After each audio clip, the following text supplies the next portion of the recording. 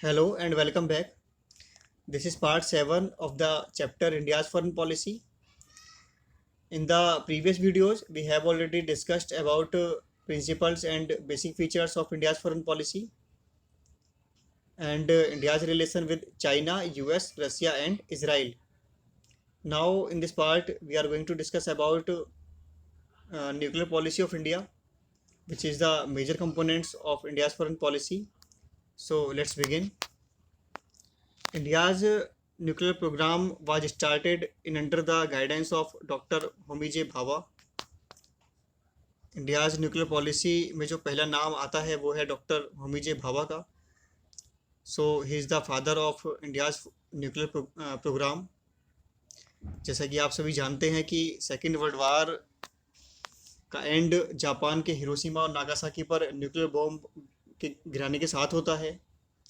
तो इस वजह से न्यूक्लियर वेपन्स को लेकर आफ्टर इंडिपेंडेंस जो इंडिया का रुख था वो न्यूक्लियर वेपन को लेकर वो उसके अगेंस्ट था. इसके अलावा जवाहरलाल नेहरू जो कि इंडिया के फर्स्ट प्राइम मिनिस्टर थे और साथ ही फॉरेन मिनिस्टर भी थे, वे न्यूक्लियर वेपन के फेवर में नहीं थे. इस वजह से भारत का न्यूक्लियर प्रोग्राम काफ़ी लेट शुरू होता है. होमी भाभा इसके लिए इंडियन लीडर्स को कन्विंस करते हैं न्यूक्लियर एनर्जी के पीसफुल यूज के लिए. तो होमी भाभा के एफर्ट्स से इंडिया में न्यूक्लियर प्रोग्राम्स की शुरुआत होती है और इसके लिए Bhabha atomic research centre establish किया जाता है.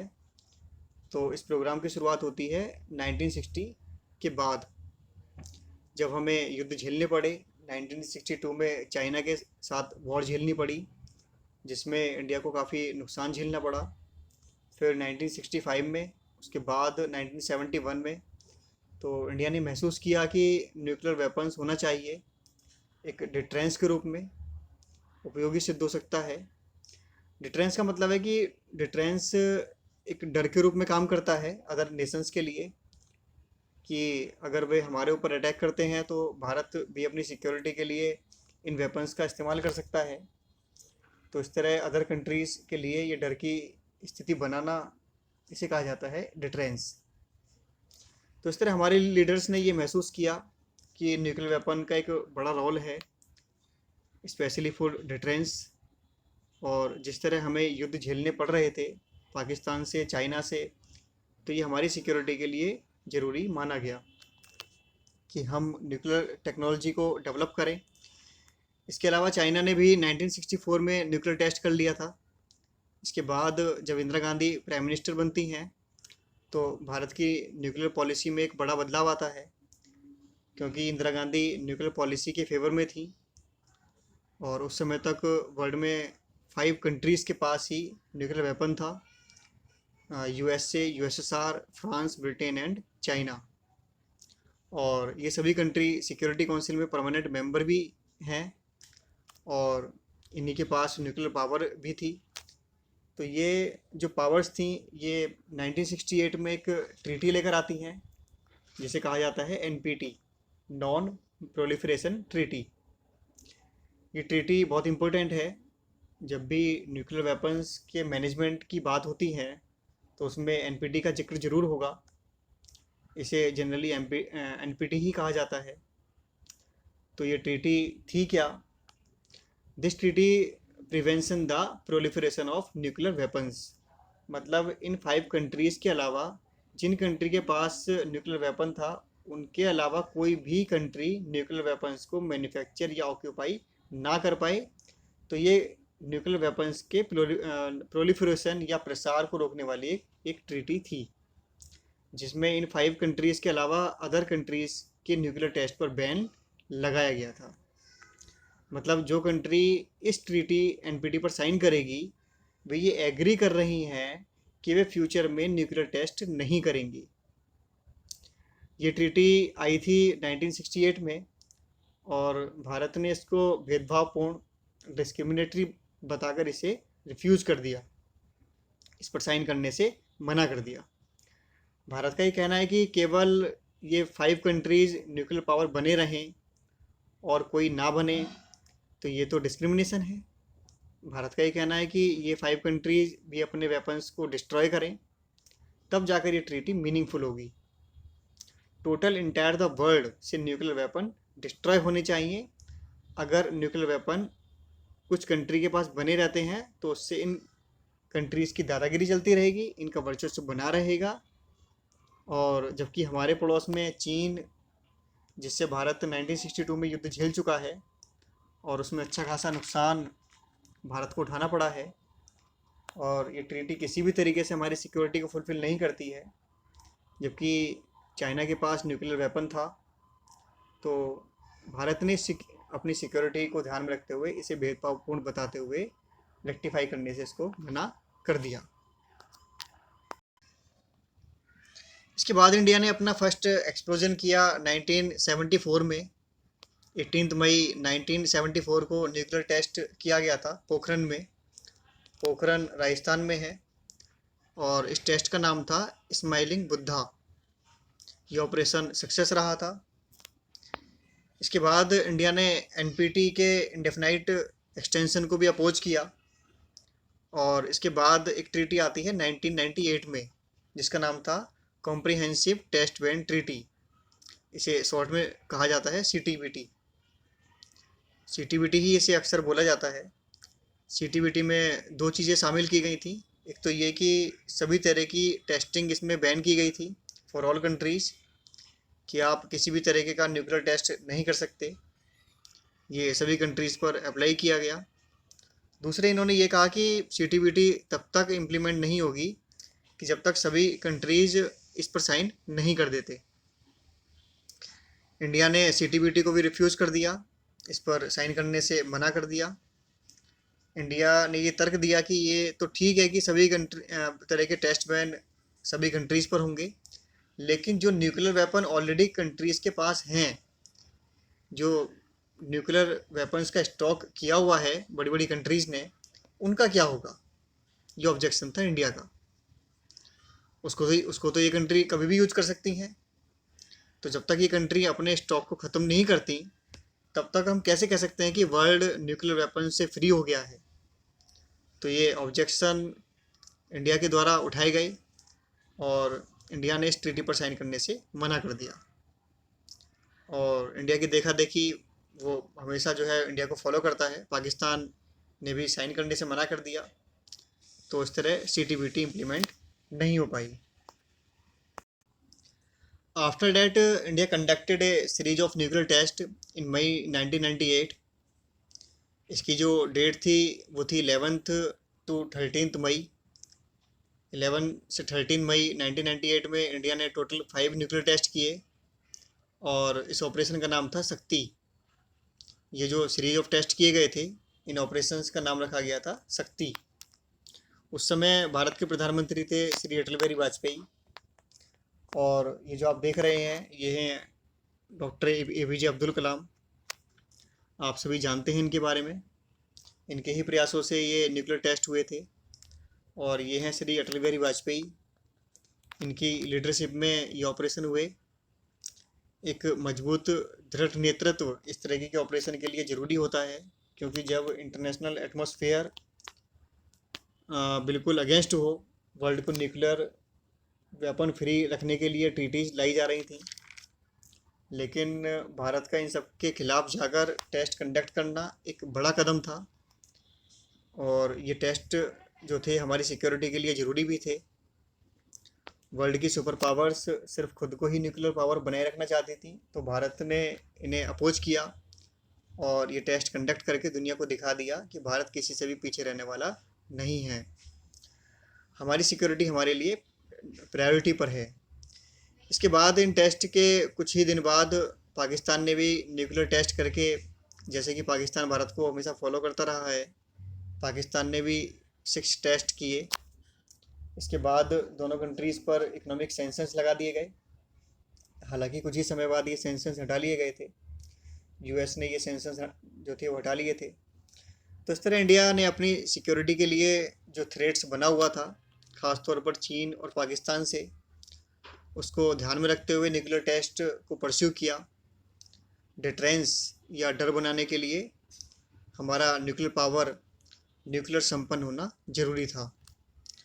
और भारत ने इंटरनेशनल प्रेशर को झेलते हुए भी ये टेस्ट किए।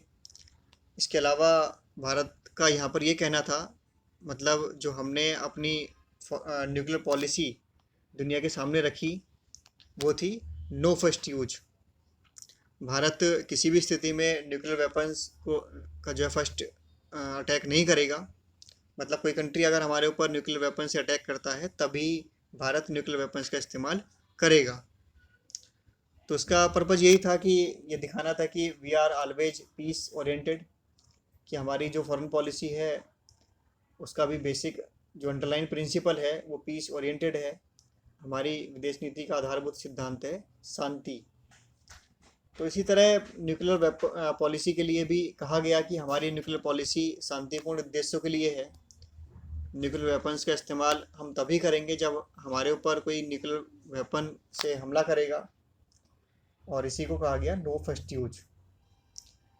किसी भी कॉन्फ्लिक्ट में हम न्यूक्लियर वेपन्स को फर्स्ट यूज नहीं करेंगे।